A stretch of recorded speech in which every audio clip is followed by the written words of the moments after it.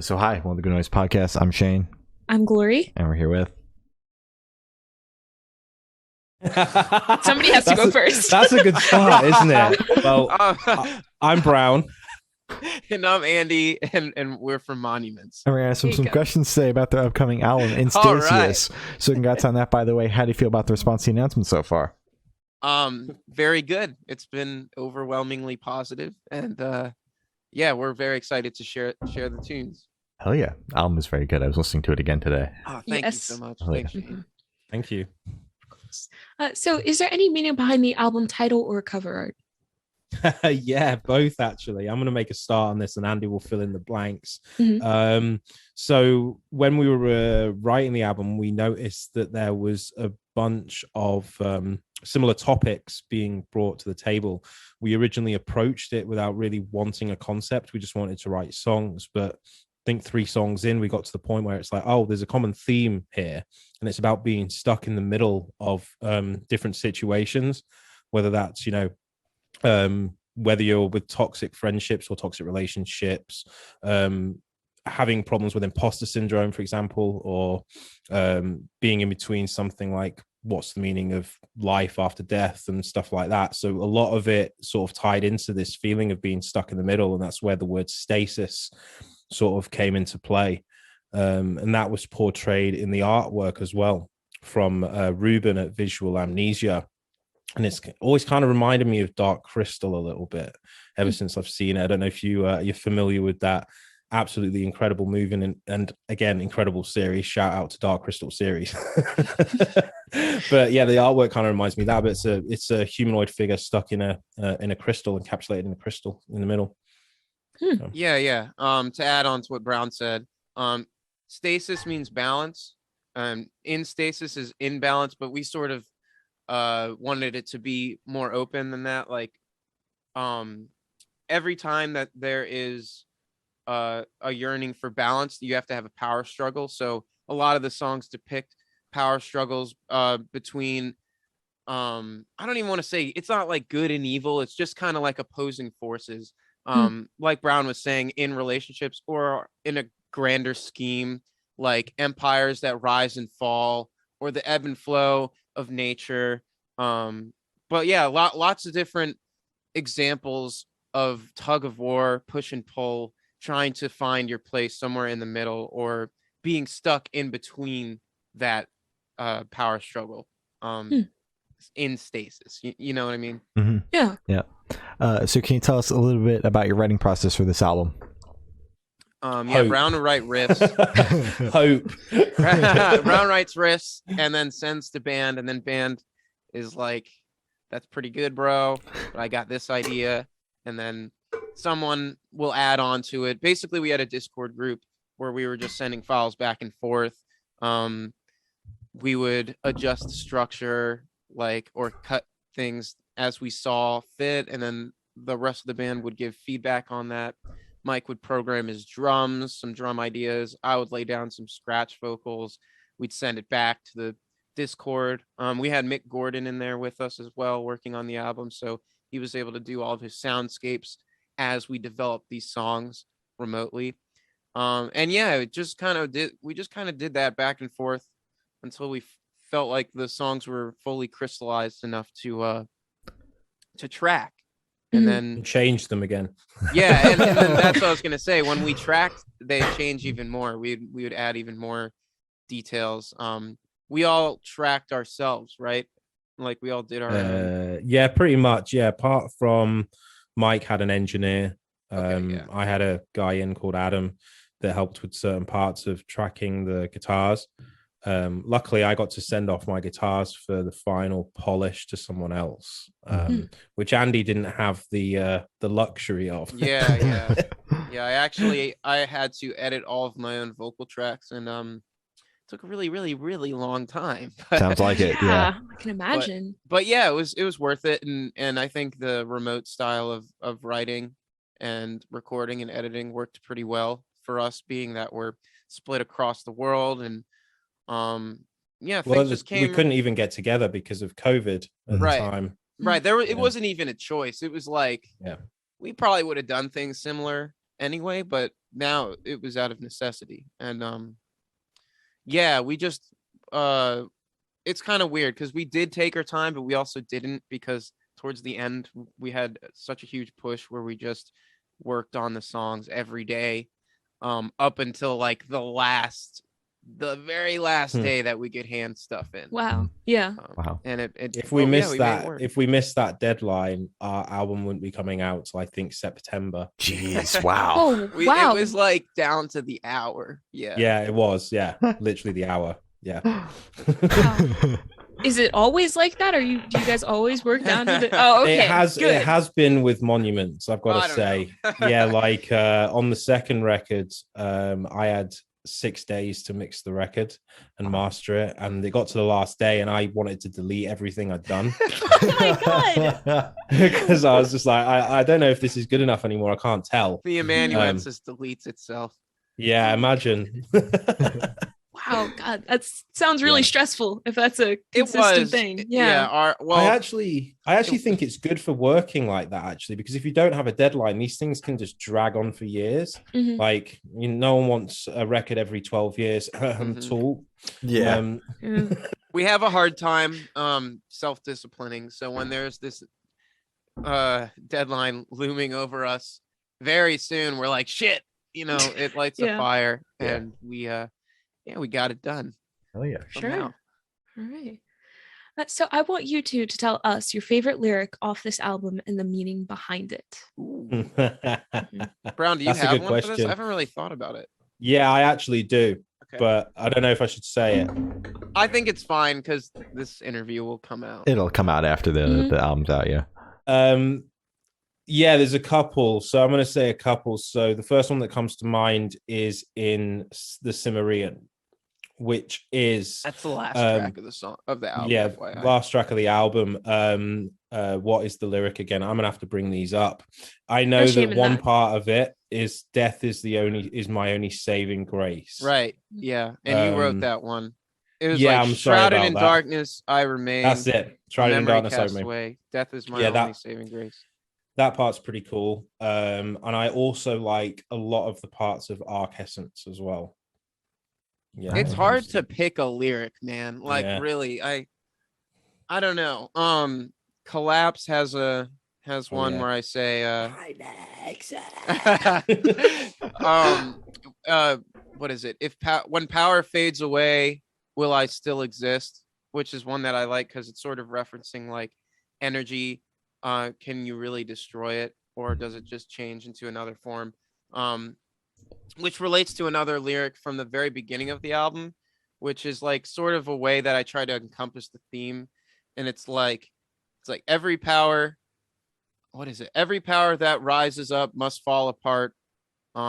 Every life that ends will someday start again. So that also ties into the theme of energy being, although defeated, it's still there in potential and will eventually rise again and change in form and bring things back to stasis, I guess. To be honest, though, there isn't one lyric that I hate on the record. Well, that's good. Wait, that means you did is? something right. No, there isn't. There isn't. No, there isn't. I'm happy to Spill hear it that. now. Yeah. Thanks, I'll tell you Browne. afterwards how much I hate it afterwards.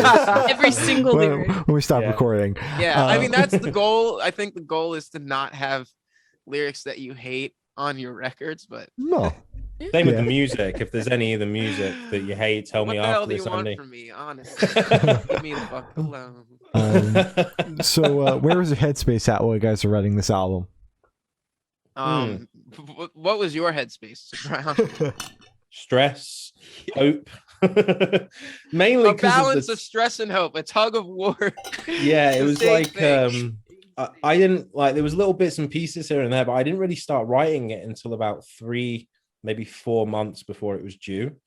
So in that 3 to 4 months, we wrote and recorded it. It's by far the fastest record I've had to write.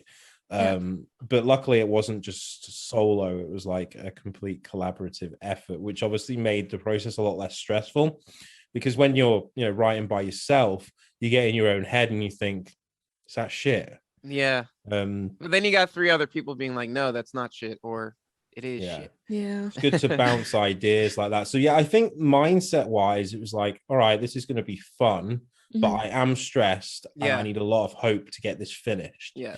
So it wasn't like horrible experience. It was actually great to have Mike in the room with me while we were doing a lot of this. But yeah, it was just trying to get it done, making sure it was good, and just really just tying all the loose ends of little ideas that had happened over a couple of years previously. Like, as I said, most of it wasn't written, but there was little pieces that we could feed off to, you know, inspire us.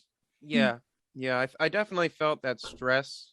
I mean, it was like a whirlwind of different headspaces.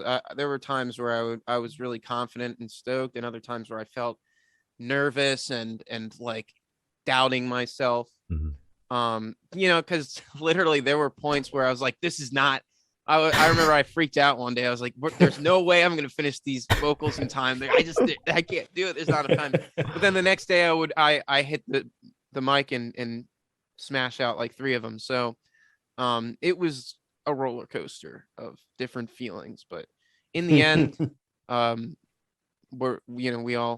we feel very proud and accomplished of what we did.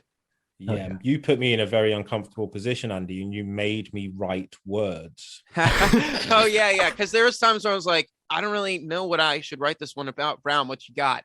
And he would throw some free verse at me, and I'd be like, oh, this is perfect. I can take this and run with it and sort of tweak it and make it into my own thing. And that we got to keep doing more of in the future. Okay, yeah, we can work on that. You can write some riffs again. Ooh. change Yeah. all the chords like you did. Oh yeah, Made okay, it that's cool. true too. Yeah, that's true too. I did change some chords, and I guess a few melodic guitar parts. I would be like, what if you went down here instead? Yeah, Shit like that. Yeah, it's bouncing. Oh yeah. Sick. Awesome. Yeah. So how do you recommend your fans to listen to this album for the first time? Should they play it in the car with friends, dark with headphones on? Is it a party album, workout album? on What your do you guys phone, one ear, barely listen while underwater. Tell us how terrible. That's what the Shane mix does. Shut up. No, I hate that. No, Yeah. I mean, play it on your sickest speakers, please, or your coolest headphones. Ultimately, it doesn't matter whatever suits you, but there's a lot of ear candy and cool things that I don't think you'll be able to hear on a trebly laptop speaker or in the at the bar on your phone. You know what I mean? Yeah. Or on Apple iPod headphones. Yeah. Oh, Well, yeah. well, the AirPods are actually pretty good. So Now they're good. Yeah. if you popped in your AirPods Pros, I'd be like, yes, thanks, man. Yeah, that works. All That's right. approved. For me, I'd say in terms of a situation, sit by yourself and then just enjoy it. Turn off your phone, turn it on airplane mode. Don't go on the internet. Just listen to all 10 tracks and listen to it once and see how you feel at the end of it. Yeah, I think Love it's that. definitely like a cohesive thing where like each track flows into the other one nicely. So not to sound pretentious, but it can be like an experience. An experience. Oh, man. yeah. Hell yeah. That was pretentious. I like it. My album is a journey. Exactly. But just have fun. However you like to listen, I'm cool with it as long as you're spinning it. Hell yeah. Exactly. This question should be super, super quick. Off the top of your head, I want you to describe this album for new listeners in 3 words. No more, no less. Both you have to do it. Oh, 3 words. I'll go first. So aggressive, Okay. melodic, waste of time. No. Aggressive, melodic, and monuments, I'd actually say. There you All right. go. That's really good. I don't think I could top that. Yes, you can. Honestly. I mean, aggressive and melodic are both, I could give you synonyms for them, you know, like heavy, ambient, and structurally like good. Cohesive, I think, is one that I would say. Yeah. Like, in all seriousness, cohesive, ambitious, and what's a word for something that's like packed with stuff?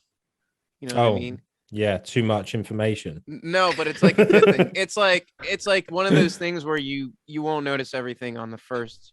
Replayable, let's say that. That's good. Replayable. That's good. Yeah. Okay. Yeah. All right. Yeah. And a So- waste of time. Awful. Thank you. So is there a certain feeling or emotion you want this album to invoke in your listeners? Catharsis. Yeah, catharsis. Yeah, Fear. That's a good word. Nah. Catharsis and hope, I would say. Yeah, I'd say that this A release, an emotional release. I know that a lot of bands say this, that new records are best records yet, like they always do. But I actually genuinely think this might be the best one. Yeah. Yeah, genuinely. Like, I think it's actually the best one, the most together. Mhm. It's kind of a mix of every previous album into one with some new things going on too. Mhm. And yeah, I think the lyrics are often relatable too. So just having people feel like there's something that they can take away with a positive influence on their life, or feel some solidarity through the lyrics.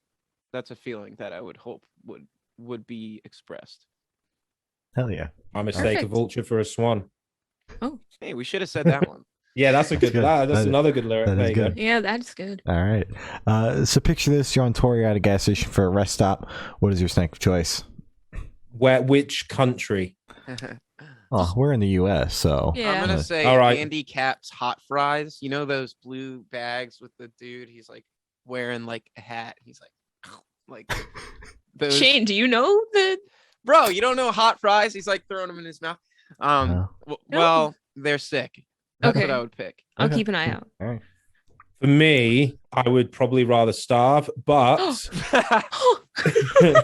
in the US, if that's the case. But Wow. I definitely enjoy a Cliff Bar. Oh, Yes. okay. All There There you right. go. Macadamia Do you have a flavor? nut. Macadamia. Yeah. I like the Taste. berries. I like the fruit ones better. The peanut butter one can get in the bin. Oh, It's too dry. It's too peanut buttery. Peanut butter bin. Peanut butter. Okay. Okay. All right. that's fair. I respect that. Yeah. Yeah. See, at least he's eating healthy and I'm eating garbage. A Cliff Bar is not healthy. Yeah, it is. Come on. It's marketed as healthy. Compared to my fucking corn fries with spicy dust on them. I mean, True. I definitely didn't feel healthy every morning Bro, getting you gotta try these hot an fries. orange juice and a I'll make you eat 'em macadamia when you and come white to the US. chocolate Cliff Bar. It's not healthy, but It's good for yeah. you. It's Yeah. gotta. I don't know. So on the topic of food, if the band was a dish, what dish would the band be, and that's why? a good question. Thank Actually, you. That's a really hard question. I don't fucking know. Like that's weird. What's Fuck. aggressive? Something spicy maybe. I was thinking spicy. Like a a bowl full of nails and sriracha Ugh. sauce. Ugh. No, that Ugh. sounds unpleasant. I don't know, man. Like what does the record taste like? what does the record taste like? I'm Oh gonna no, say the band. Oh, the band. What does the Mhm. band taste like? I'm gonna say a fucking Swanee's dreadlocks. a crispy fish taco with cilantro and ghost pepper seasoning. Oh. So we're going a little fancy. Okay. I don't know, man. Brown, do you agree with that? No, I don't know. I don't know what cilantro I'm is. just hungry. Are you? Is that a joke? No. What are you talking about? You don't How do you know not what it know? is. Because how do he's you know? British. I don't Is Yeah, that's what it is. Like I don't Parsley. Wait, no, shoot, it's the other one. It's what do they Oregon- call it? oregano. No, cilantro. It's God, you know it. Parsley, the opposite of coriander. Coriander. Yeah, that's what it is. So it's Coriander. okay, right? Yeah, I definitely don't agree with you because not. In fact, actually, I kind of do because a lot of people don't like coriander. And a lot of people don't like cilantro. There's like it's like a certain percent of the population tastes like soap to them. Yeah. So we I taste feel like so soap bad. to half. That's perfect because people don't really not that many. Okay, now like a you've frog. explained. Now you've explained what cilantro is. I actually kind of agree with you.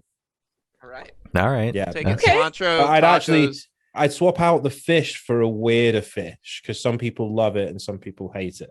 Okay. You know, Um, something like an oyster. fried cod. Ugh. Oh, ew! Ugh. I don't want Ew. an oyster taco. Bro. That's disgusting. Ew. It's fucked up. Well, that's the fan base of Prague is very small and distinguished. So There you True. go. So for the last couple questions, so I can shift away from music and go straight to death row. Boom. So if you're on death row, what would your last meal be with drink?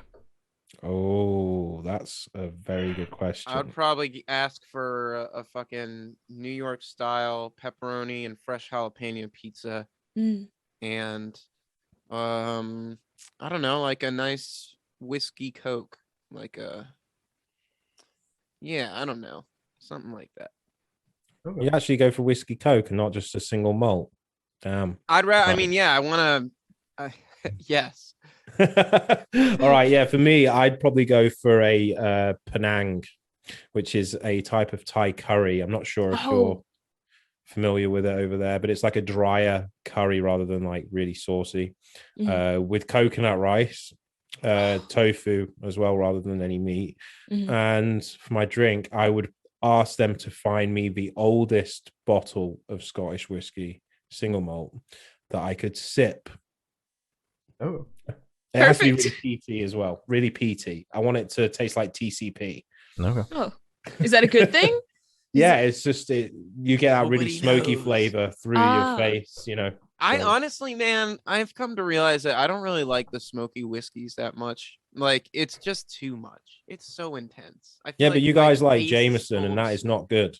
I don't think it's the best. I think it's like fine though. Yeah, Maker's Mark is good. I'll give you that though. I That's a good drink one. Evan Williams. Okay, it's not the top shelf whiskey. So, if you could live in one fictional world for a week, where would you live? Avatar, Last Airbender or Pandora? Pandora. Mm-hmm. That's good. Yeah. one. Yeah, that's really hard, but probably like Breath of the Wild Oh, or Pokemon. No, I changed my Ooh. answer to Pokemon. That's good. love Pokemon. Yeah, Alright. Breath of the Wild would be pretty cool, but I don't want to be chased by those things, you know. Yeah, well, Yeah. in this version, you are Link and you have the Master Sword, so you'll be fine. There you go. Okay. Yeah. I would Alright. pick Pokemon because I just want to catch Pokemon and be a Pokemon trainer. So There you go. Fair enough. easy. So I've thought of asking the last question, and every single person we've spoken to has said that it is the most important question. What's your favorite color? Green. Purple. Nice. Purple. Ah, Yeah. Solid. you got the dinosaur. Opposites. Guy. Yeah. Opposites. Mhm. Are they really?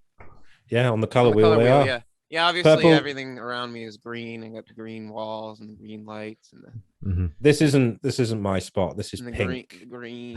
I like green, yeah. All right. Oh, there's green in here. Here you go. Do you like that? Yeah, a little bit of green going on in both the rooms. Look at that. So as I said, that's all the questions we have today. Is there anything that you guys would like to plug? Monuments in Stasis, April 15th. If it's not out yet, check it out soon. Or if it is out yet, check it out now. Hell yeah. On your iPhone in a loud bar like this. Perfect. while someone else is Best yelling way at to you. listen to it. Best way. exactly. All right. Yeah. But yeah, just keep up with the band. We're announcing shows all the time. Loads to across announce the on the world. show front. Yeah. And Mm. yeah, that's it, I think. Oh yeah. Awesome. All right. Well, thank you for staying with us, guys. It's been Monuments, and we have been Yeah, the Good thanks for your Noise time. Podcast.